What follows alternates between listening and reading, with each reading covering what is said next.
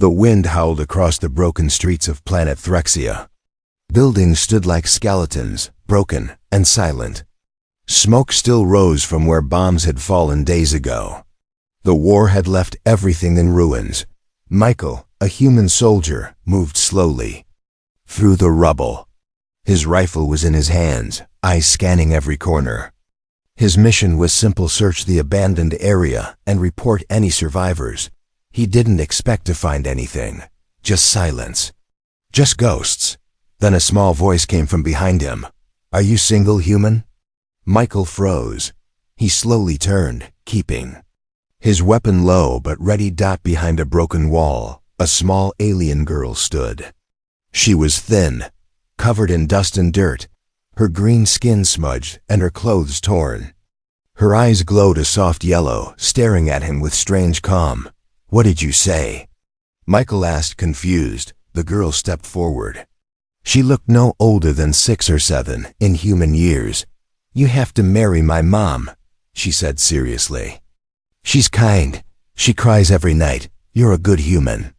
"I saw you." Michael blinked. Was this a trick? A trap? "Where's your mother?" he asked. "Safe," the girl replied. "But she's sad. I want her to smile again." "You can make her smile." Michael looked around. No signs of movement. No enemy soldiers. But this felt wrong. Why was a child here? "Alone? What's your name?" he asked. "Rila," she answered, putting a hand on her chest. "Well, Rila, it's dangerous here. You shouldn't be alone." "I'm not," she said. "You're here now." He sighed. This was not what he signed up for.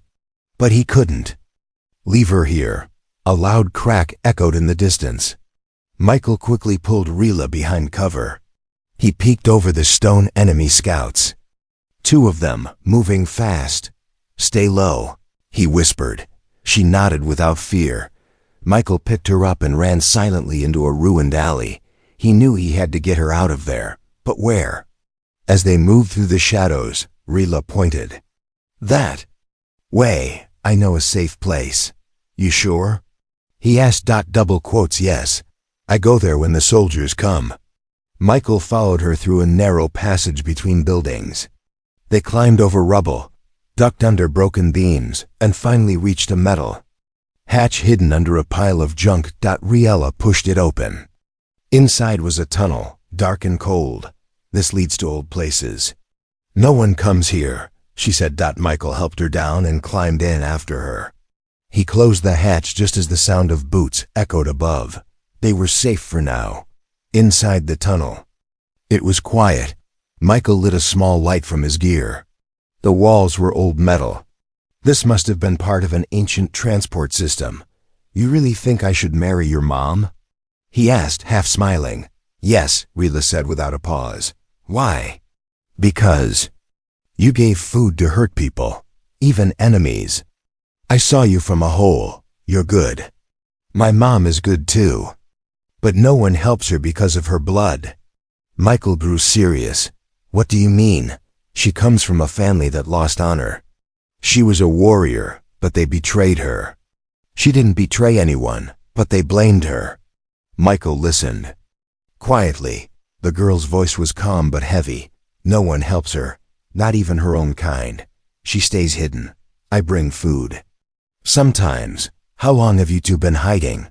"Since I was born." Michael's chest tightened. "And you trust me? Just like that?"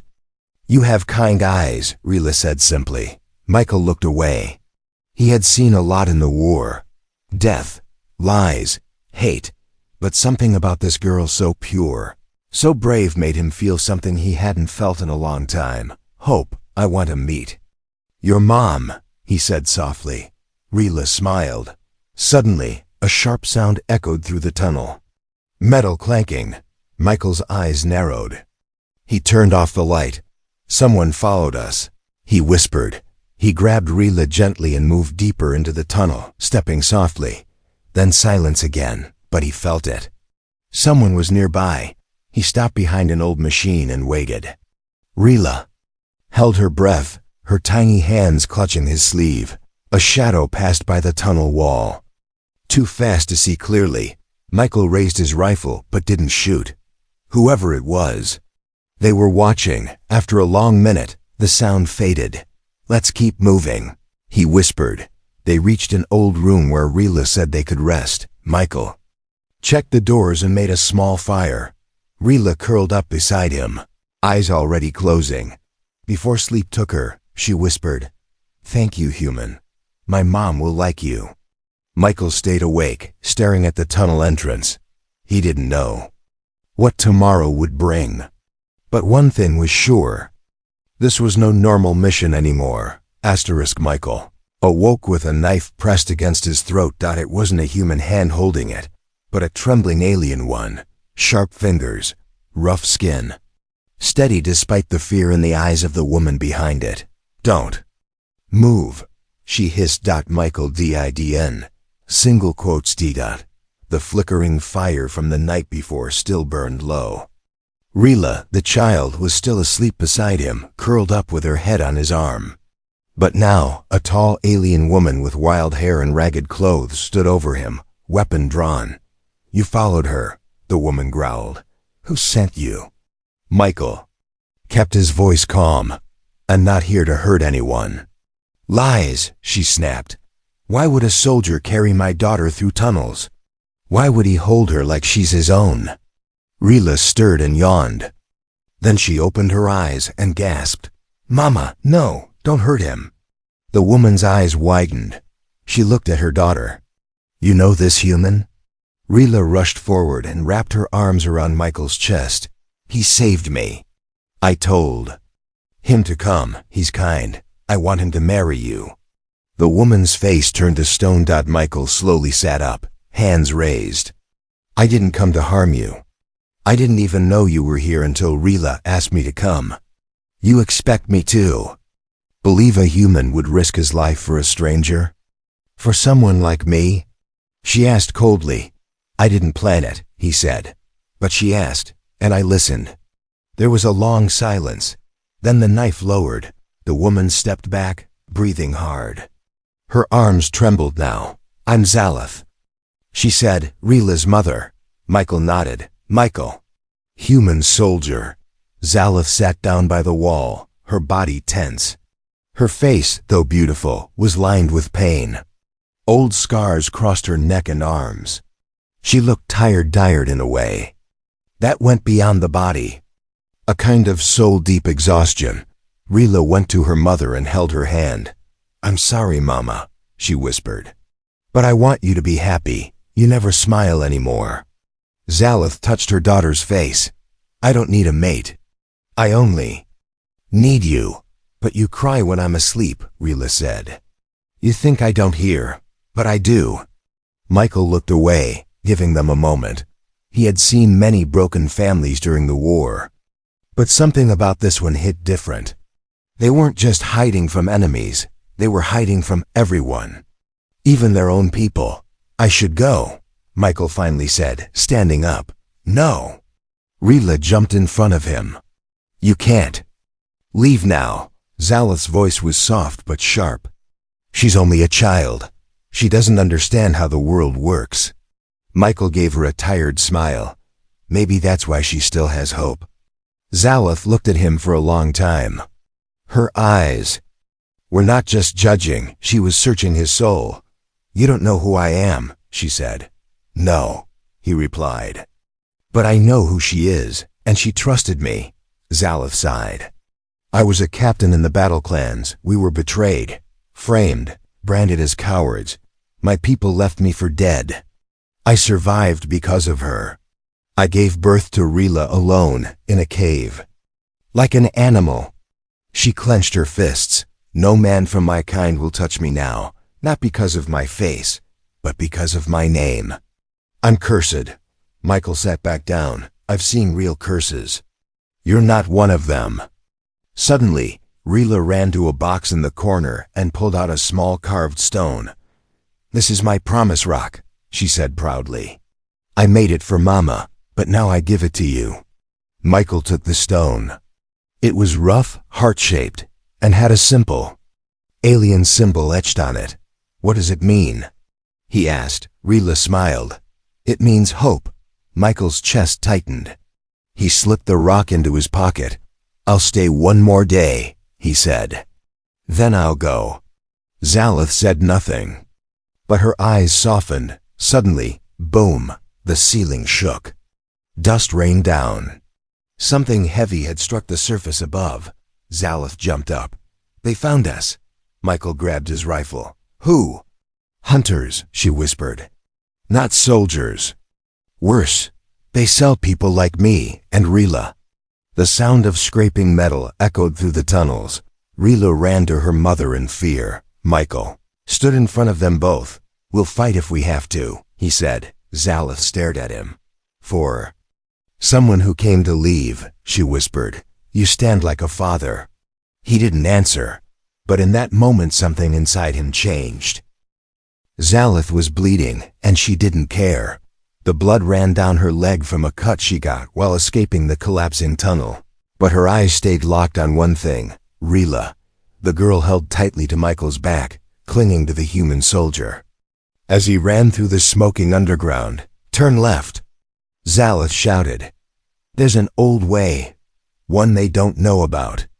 Michael didn't question. He followed. The air was thick with dust. Behind them, the tunnel shook again as the hunters dropped charges to blast their way forward. They had only minutes. Michael pushed aside a broken wall panel. In here? Zalith nodded. Yes, that leads to the lower burrow. Michael stepped into the dark space. Rila crawled off his back and pulled a lever beside the wall. With a loud groan, a thick steel door slid shut behind them. Silence. Darkness. Safe. For now. Michael panted, leaning against the wall. Where are we? Zalith touched a panel with her palm. Old lights flickered on dim, but enough to see. They stood in a long hallway lined with stone and metal. The ceiling curved overhead like a rib cage. Dust hung in the air. Strange markings glowed faintly on the walls. This was once a temple, Zalith whispered, before it was buried under war. Michael looked around. A temple? She nodded. A place of protection. No one comes here now. Rila walked forward, her bare feet padding softly on the stone. I like it here. It's quiet. Mama says this is where the sky spirits used to live. Michael raised an eyebrow. Sky spirits? Rila grinned. Stories for children. But they always made me feel safe. Zalith slowly sat down on a stone bench. She winced, hand on her leg. You're hurt, Michael said, kneeling. It's nothing. He took out his med kit anyway. Let me see. Zalith hesitated. But then, silently, she let him. Michael gently cleaned the wound and wrapped it. You're lucky it wasn't deeper, he said. Zalith didn't respond. She looked away. Her face was unreadable. After a moment, she spoke quietly. I don't understand you. Michael chuckled. What's there to understand? You fight for us. Protect my daughter, and now this. No human I've ever met would risk all this for a dishonored alien. I'm not every human, he said simply. Zalith looked at him then. Really? Looked, and her eyes softened just a little. Why? She asked. Why are you still here? Michael took a deep breath. Because she asked me. He looked toward Rila, who was now sitting cross-legged on the floor, drawing with her fingers in the dust. Because I couldn't leave a child alone in a war zone. Zalith leaned back against the wall, closing her eyes. I used to believe.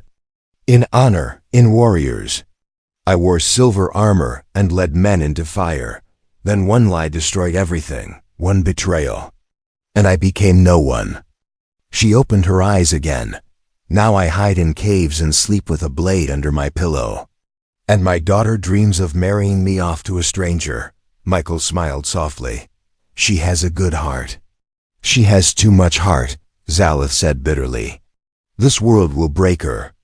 Not if I can help it, Michael said. Their eyes met again. This time there was something new, respect. And maybe a beginning. Suddenly Rila spoke up. I made a room here. She said cheerfully. Want to see? Without waiting, she grabbed Michael's hand and led him through a smaller passage. They stepped into a smaller chamber lit by soft, blue crystals growing from the walls. "This is my secret room," she said proudly. The walls were decorated with little things, scraps, buttons, shiny bits of metal, and pictures scratched into stone. Michael looked closer. One picture showed 3 stick figures holding hands. A tall figure, a medium one, and a small one in the middle. "That us?" he asked. Rila nodded. "Yes, you, Mama, and me." Michael felt his throat tighten. "Do you want that?" he asked gently. "For real?" Rila looked up at him, her eyes full of hope. "I don't want Mama to be alone anymore." Michael bent down and hugged her. Behind them, Zalith stood at the entrance, watching silently. She had lived in silence and fear for too long. She had forgotten what it meant to hope. But now, something was waking inside her. A memory. A dream. A small voice that whispered, "What if?" Then the moment broke. A deep rumble shook the floor. Dust fell from the ceiling again. Zalith's face went cold. "They found the outer tunnels," Michael stood, rifle in hand. "How long until they break in?" "Not long." Rila clutched his side. "Don't let them take us." Michael looked down at her, then up at Zalith. "No one's taking anyone," he said firmly. "We make our stand here." Zalith stepped forward, lifting her blade. "Then we fight together."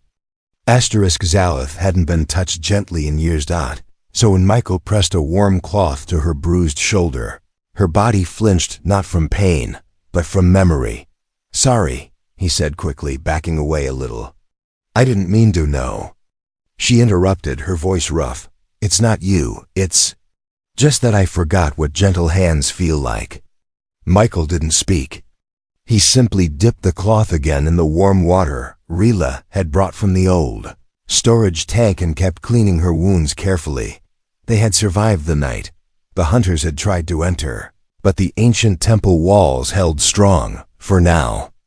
It was only a matter of time before the enemy found another way in. Rila sat nearby, her little feet swinging as she watched Michael care for her mother. "See, Mama?" she said. "I told you he was kind." Zalith gave a small, dry laugh. "Kindness hurts too, child." Michael looked at her. "What do you mean?"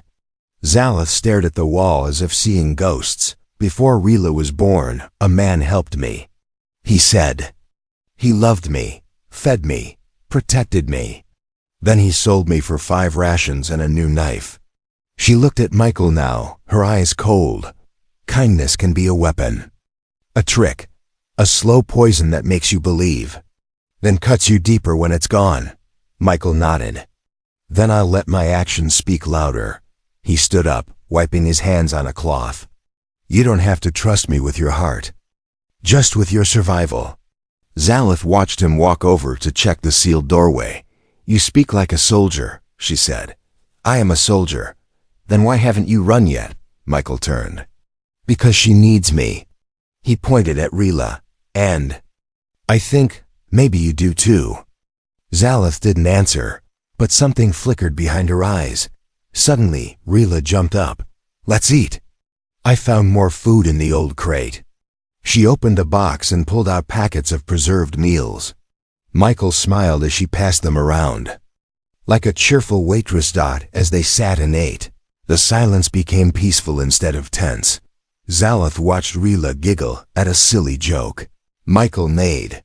She had never seen her daughter laugh like that before. Not in years, maybe never. After they ate, Rila curled up and fell asleep between them. Zalith quietly stood and motioned for Michael to follow her. They walked through a dark corridor lit by glowing moss until they reached a balcony overlooking a massive underground chamber. Water dripped from above, and crystal columns stood tall like frozen lightning. "This place was built by my ancestors," Zalith said. "They were guardians, protectors of the people." She walked to the edge. "I was supposed to be one of them," Michael joined her. "And you still can be." Zalith shook her head. "Not anymore. I'm tainted." My name is a curse. Michael looked at her seriously. Then take my name. She turned sharply. What? You said your name brings shame. Then let people call you by mine. She stared at him like he had gone mad. I'm not asking you to fall in love. He said, I'm saying let me stand beside you, not out of pity. Out of choice. Zaleth's lips parted, but no words came. No one had ever said something like that to her before. Ever. Just then, boom. The ground shook. Cracks formed in the ceiling. The hunters had found another way. Michael and Zaleth ran back toward Rila. She was already awake, clutching her tiny blade and looking scared. They're inside, she whispered. Michael grabbed his rifle. We need to move deeper. Zaleth nodded and opened a hidden door behind one of the statues. We'll go through the echo tunnels. If we lose them in there, they'll never find us again. They ran together, Michael carrying Rila and Zaleth guiding the way. The old stone echoed their footsteps like thunder. Behind them, the distant growl of alien voices drew closer. Then a shout. They had been spotted. Zaleth stopped near an old wall. We can collapse this tunnel behind us, she said. But I'll need time to set the charge. I'll cover you, Michael said, setting up at the corner. Rila grabbed her mother's hand. Don't leave me, Zaleth knelt. I won't, I promise. Michael fired a warning shot as shadows moved at the end of the tunnel. Zaleth slammed a charge into place. 5 seconds. She yelled. Michael grabbed her and Rila, pulling them around the next bend. Boom! The tunnel behind them collapsed, sending dust everywhere. They coughed and held onto each other. Silence. Then Zaleth looked at Michael. You didn't run. He looked back, eyes calm. I don't run from what matters. And for the first time in years, Zaleth smiled. A small, broken smile, but a real one. The first time Michael held a weapon, it was to protect his world. The second time, it was to protect a child. Now for the first time he held it to protect his family. The ruins behind them crackled with fire. Smoke curled into the sky as 3 enemy skiffs landed in the valley.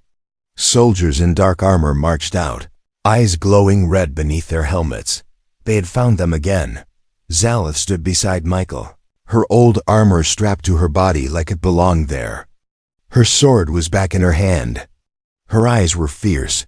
Rila stood between them, holding both their hands tightly. This time, Zaleth said, we don't run.